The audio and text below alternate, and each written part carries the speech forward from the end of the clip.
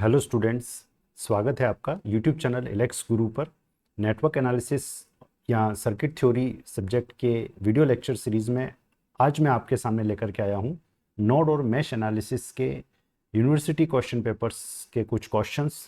और इन क्वेश्चंस को सॉल्व करके आपको ये समझ में आएगा कि नोड और मैश एनालिसिस के जो हमारे कंसेप्ट के वीडियोज़ हैं, जिसमें हमने नोड और मैश एनालिसिस के कंसेप्ट्स बताए हैं, उन कंसेप्ट्स को आप उपयोग करके जब क्वेश्चंस को सॉल्व करते हैं तो कितनी आसानी से क्वेश्चन सॉल्व हो जाते हैं। साथ ही साथ आपको ये भी समझ में आएगा कि जब आप इन प्रश्नों को हल कर रहे हैं तब आपको नोड एनालिसिस लगाना चाहिए या मैश एनालिसिस लगाना चाहिए। तो ऐसे कई सारे प्रश्नों के जवाब के लिए आप वीडियो को पूरा देखें। और साथ ही साथ अगर आपने अभी तक हमारा नोड और मैश एनालिसिस का कंसेप्ट वाला वीडियो नहीं देखा है तो उस वीडियो की लिंक नीचे डिस्क्रिप्शन बॉक्स में आपको अवेलेबल है। आप इस लिंक पर जाकर के इन वीडियोस को ज़रूर से देखें, क्योंकि ये वीडियोस एक बार देखने के बाद आपका कॉन्फिडेंस लेवल इतना हाई होगा कि इन क्वेश्चंस को आप बहुत आसानी से सॉल्व करेंगे। तो आइए आगे बढ़ते हैं और क्वेश्चंस की बात करते हैं। तो हम पहला प्रॉब्लम स्टार्ट कर रहे हैं। गेट 2016 का ये प्रॉब्लम है जिसमें करंट आई मुझे निकालना है जो 3 ओम रेजिस्टेंस से बहता है। यहाँ से बहने वाला करंट मुझे निकालना है। ये करंट का मान क्या है? अब देखिए, जब आप इस प्रॉब्लम को देखते हैं तो इस प्रॉब्लम को आप नोड एनालिसिस से कर सकते हैं, इस प्रॉब्लम को आप मैश एनालिसिस से कर सकते हैं। थोड़ा हम पहले कुछ प्रॉब्लम्स करके देखते हैं तो धीरे धीरे हमें आसानी से समझ में आएगा कि हमें इस किसी भी स्पेसिफिक प्रॉब्लम को किस मेथड से करना चाहिए। तो देखिए, मैं स्टार्ट करता हूँ। पहले इस प्रॉब्लम को मैं नोड एनालिसिस से आपको करके बताता हूँ। तो अगर मैं नोड एनालिसिस की बात करूं तो यहाँ पर मुझे 2 ही नोड दिख रहे हैं। एक नोड जिसमें एक रेजिस्टेंस और 60 वोल्ट का सोर्स कनेक्टेड है, यहाँ 2 रेजिस्टेंसेस कनेक्टेड है।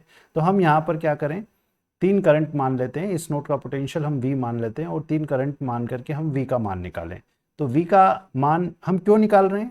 हमें I निकालना है। तो I निकालने के लिए मुझे अगर वोल्टेज किसी नोड से ग्राउंड तक का अगर वोल्टेज पता हो तो V/R से हम उस पर्टिकुलर ब्रांच से बहने वाला करंट निकाल सकते हैं और वो करंट हमारे पास आ जाएगा। तो 3 ओम रेजिस्टेंस से बहने वाला करंट मेरे पास होगा। तो अब यहाँ पर देखिए, अगर मैं KCL का यूज़ करूँ, ये small I1 I2 I3 3 currents में मान लूँ, तो एज पर KCL हम कह सकते हैं कि I1 plus I2 plus I3 बराबर 0 होगा। I1 का मान देखिए, जो कंसेप्ट हमने बताए थे, आपको ये देखना है कि अगर किसी ब्रांच में रेजिस्टेंस के साथ बैटरी कनेक्टेड है तो आपको ये देखना है कि बैटरी से जो करंट आ रहा है वो और आपने जो करंट माना है ये एक दूसरे को सपोर्ट कर रहे हैं या अपोज कर रहे हैं।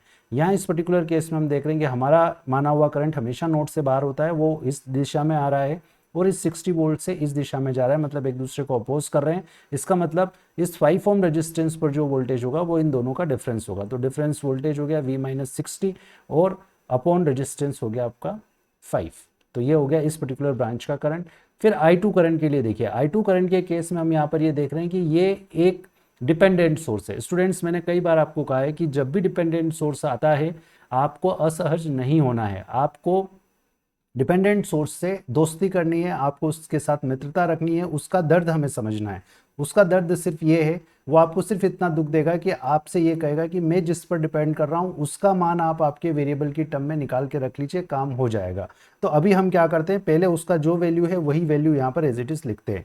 ये वोल्टेज नहीं है क्योंकि ये सोर्स करंट है। यहाँ जरूर मुझे 0.04 Vx दिख रहा है, लेकिन 0.04 Vx इस करंट सोर्स के करंट का मान है, मतलब ये मुझे करंट दे रखा है। ये वोल्टेज डिपेंडेंट करंट सोर्स है। ये करंट सोर्स है क्योंकि अंदर एरो बना हुआ है और ये जो वैल्यू है ये करंट की तरह मुझे ट्रीट करना है।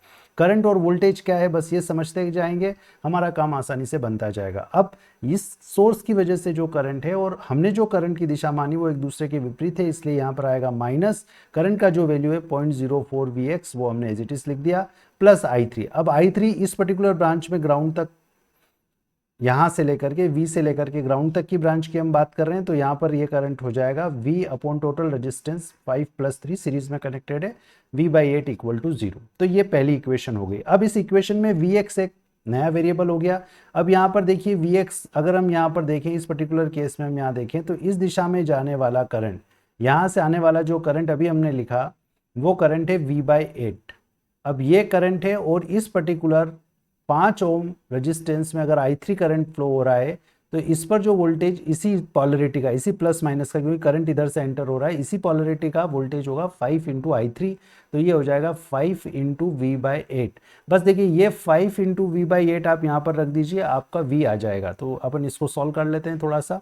ये हो जाएगा आपका V minus 60/5 minus 0.04 Vx। Vx की जगह हम रख रहे हैं 5V/8 plus V/8 equal to 0। अब हम इसको थोड़ा सा सॉल्व कर लेते हैं। ये हो जाएगा आपका 8V माइनस 480 माइनस ये हो रहा है 0.2, और 0.2 जब 5 से मल्टीप्लाई होगा तो 1.0V, और ये हो रहा है प्लस 5V इक्वल टू 0। अब इसको फर्दर हम सॉल्व कर लेते हैं।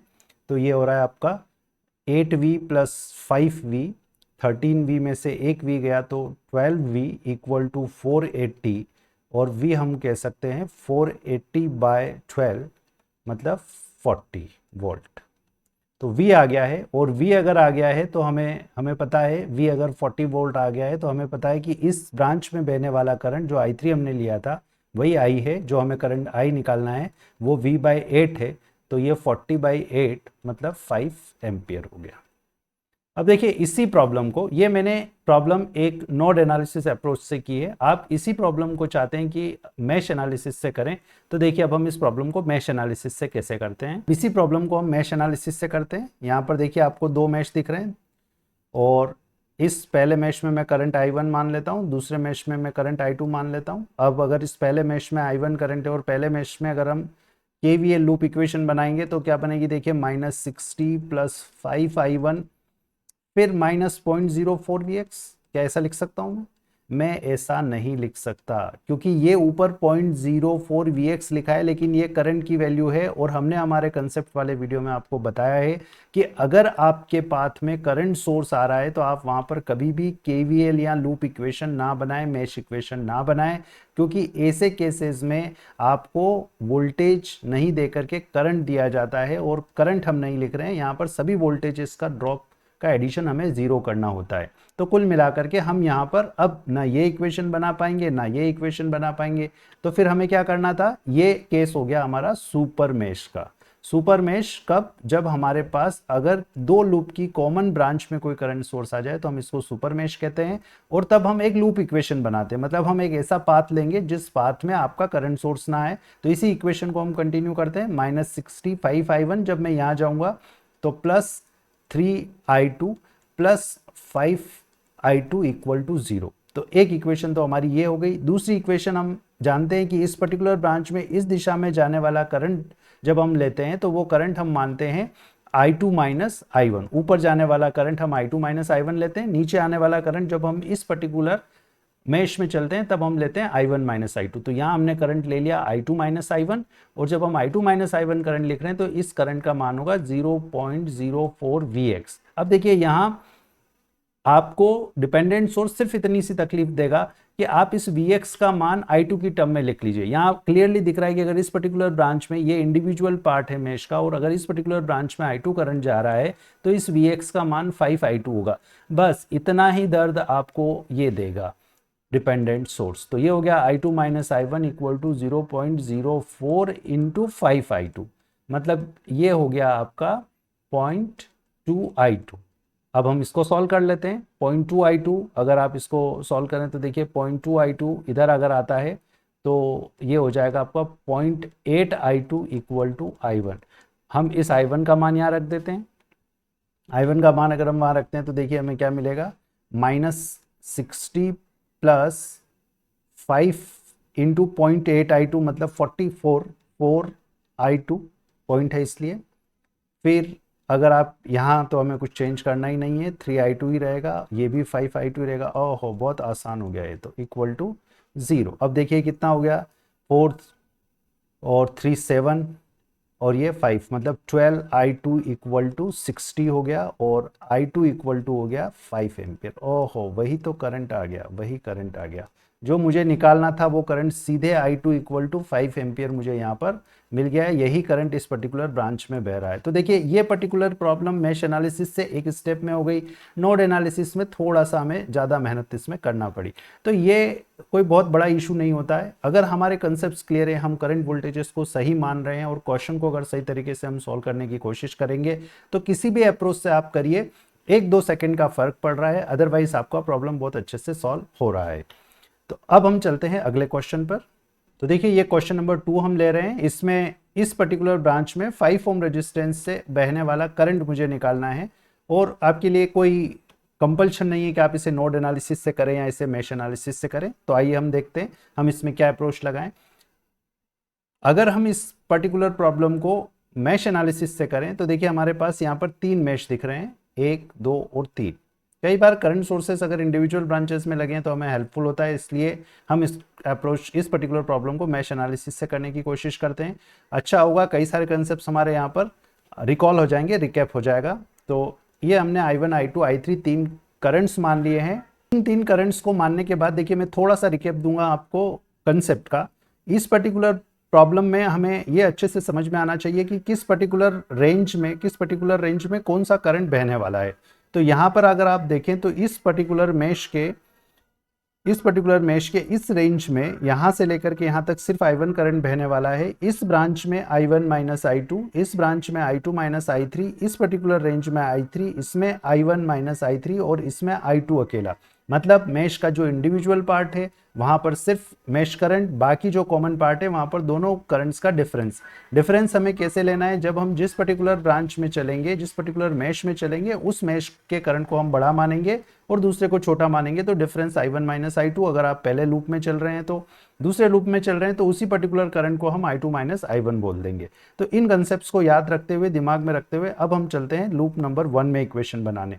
अब क्या मैं यहाँ सोचने वाला पॉइंट है, क्या मैं इस पर्टिकुलर लूप में इक्वेशन बना सकता हूँ? मैं इक्वेशन नहीं बना सकता, इस मेश में मैं इक्वेशन नहीं बना सकता, क्योंकि जब मैं यहाँ से चल करके यहाँ आऊंगा तो यहाँ मुझे करंट सोर्स रास्ते में मिलने वाला है। मैं इस पर्टिकुलर मेश में भी इक्वेशन नहीं बना सकता क्योंकि यहाँ पर भी यही होने वाला है। मैं इस पर्टिकुलर मेश में भी इक्वेशन नहीं बना सकता क्योंकि यहाँ पर भी यही होने वाला है। और सपोज एग्जाम में लिख दिया कि इसको मैश एनालिसिस से ही करो, मैश एनालिसिस से ही करो, क्योंकि वो आपकी दुनिया कठिन बनाने की कोशिश करेंगे और हम आपकी दुनिया आसान बनाने की कोशिश करेंगे। तो देखिए सबसे पहले आप यहाँ नजर डालिए, ये जो I3 है, ये I3 5 एम्पियर ही है।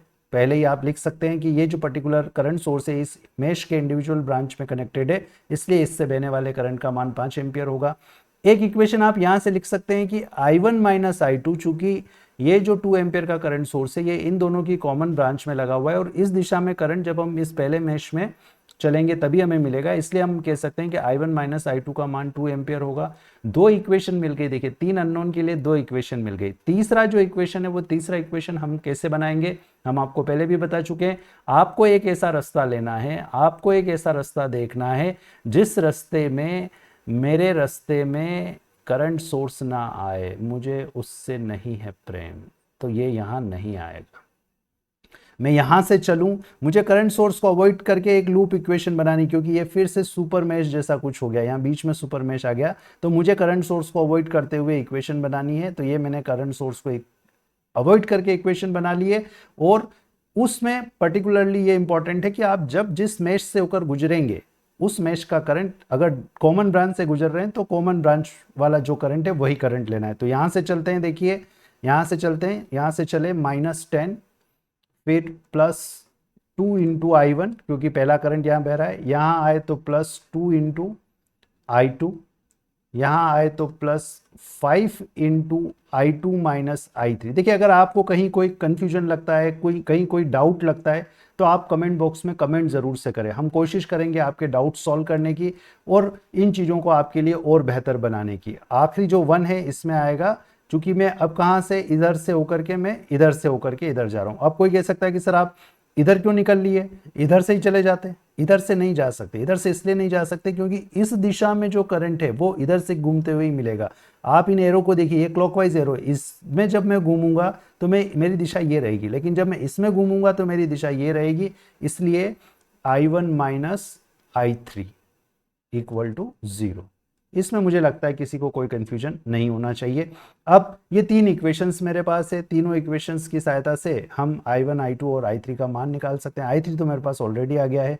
I1 यहाँ से अपन देख लें, I1 का जो मान आ रहा है वो हो रहा है 2 + I2, तो ये मान हम यहाँ पर रख दें I1 की जगह, तो ये हो रहा है -10 प्लस ये आपका हो जाएगा 2 टाइम्स 2 + I2 मतलब 4 + 2I2, ये ऑलरेडी 2I2 है, ये हो जाएगा 5I2 माइनस 5 × I3 मतलब 5 × 5 मतलब ये हो रहा है 25 प्लस I1 की जगह हमें लिखना है 2 + I2 और I3 की जगह मुझे लिखना है 5 = 0। ये हो गया पूरा इक्वेशन I2 में हो गया है। तो ये 2 2 4 4 और 5 9 और एक 10, तो ये हो गया 10I2।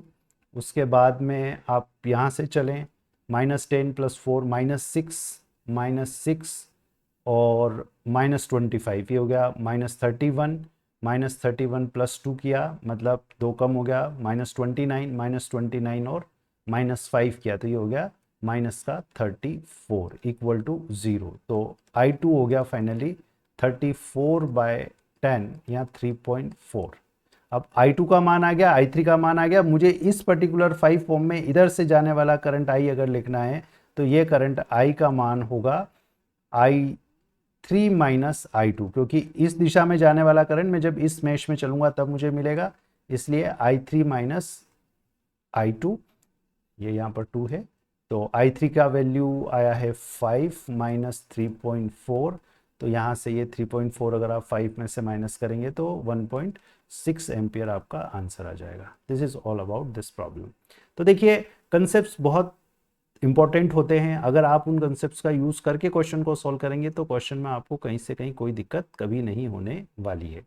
इस प्रॉब्लम को आप नोट से करना चाहें तो क्या करेंगे, देखिए थोड़ा सा एक हम लुक लें इस पर। अगर नोट से करें तो ये ग्राउंड नोड हम मान लिया 0 वोल्ट, एक नोड आपका यहाँ हो जाएगा V1 वैल्यू का, एक नोड यहाँ हो जाएगा V2 वैल्यू का और एक नोड यहाँ हो जाएगा V3 वैल्यू का। हमें 3 नोड इक्वेशंस बनानी पड़ेगी।